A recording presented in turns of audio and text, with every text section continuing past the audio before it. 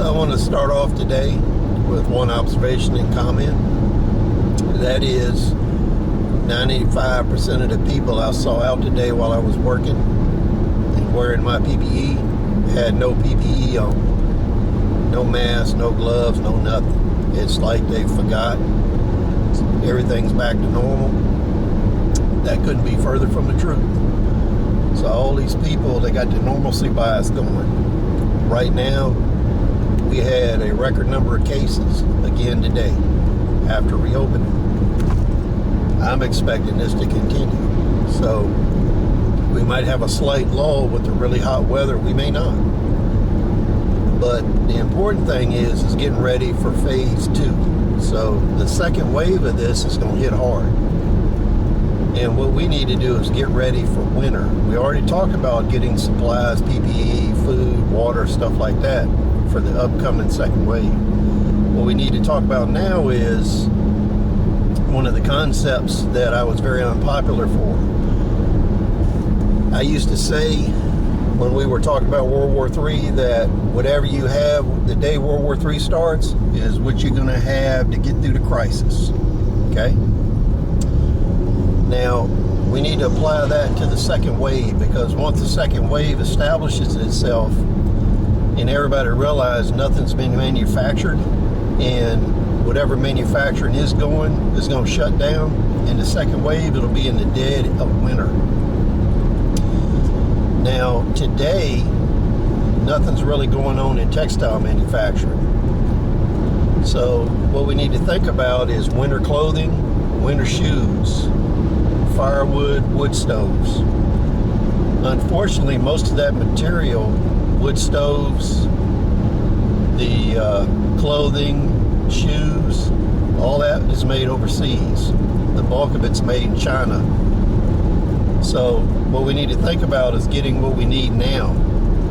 So one place that does have a lot of this stuff as far as clothing and shoes is secondhand stores. So you can go to Goodwill, you can go to thrift shops, you can go to secondhand stores, and do not worry about whether it matches what color it is. Buy in bulk, buy a lot of it. It may be a long time before manufacturing comes back and people are able to manufacture textiles. The second issue is you may be unemployed. You may be unemployed in the future. You may not be able to afford any of this. The dollars you have right now before inflation sets in are going to buy you the most material. So moving forward, the buying power of money is going to keep going down. If the government keeps flooding the market with money and we have a limited amount of stuff to buy, all those extra dollars are going to be competing for those goods, and it's going to drive prices up. You have to come to grips with that. The most winter clothing you can buy right now at Goodwill or other secondhand stores. Buy it in quantity. It may be years before you can get what you need. So whatever you have when second wave starts, that may be all you have to survive on for years.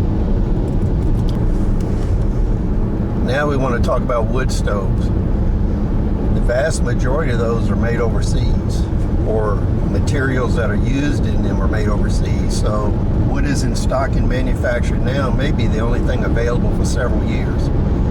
So if you envision needing a wood stove, now's the time to buy it. The other thing most people don't realize, if you don't have the welding and fabrication skills to make the pieces for a 55-gallon drum burner wood stove, if you want a barrel stove, now's the time to buy the pieces. Almost all of those barrel drum kits are made in China. So if you want one, buy it now, because they're probably not going to be any more coming in. The second thing is most of the cheaper wood stoves are also made in China. So the availability of those is going to end very quickly. Now the last thing I want to talk about is the firewood. A lot of the people I know, since I'm in a very rural, poor county, a lot of the firewood they burn is scrap pallets, scrap wood from the construction industry, and shipping crate wood. There's a huge amount of that, right? But as commerce drives up, the economy dries up, those sources are going to be eliminated. So, as much as I hate cutting firewood in the summer, I would be out there cutting all my firewood I could right now, because you're going to probably need it this winter based on either a lack of material, a lack of money, and I would expect there would be extended power outages, because as power crews get sick, when you have outages this winter, they're going to be extended because you're not going to have as many people working on your stuff.